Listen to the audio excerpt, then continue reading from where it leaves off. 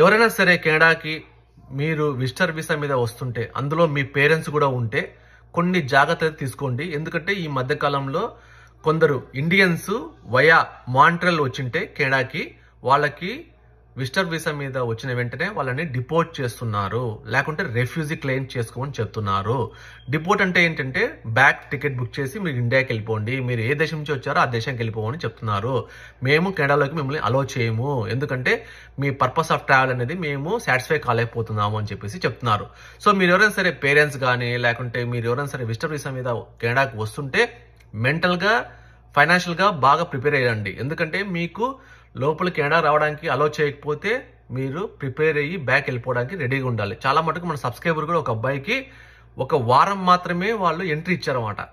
చాలా మంది ఒక గంటల తరబడి వాళ్ళతో ఆర్గ్యూ చేస్తే 1 వారమో 2 వారాలు అలో చేస్తున్నారు. సో మీరు ఇలాంటి సిచ్యువేషన్లో ఉండకుండా జాగ్రత్త పడండి. ఒకవేళ ఇలాంటి సిచ్యువేషన్ ఫేస్ అయినా సరే రెడీగా ఉండండి.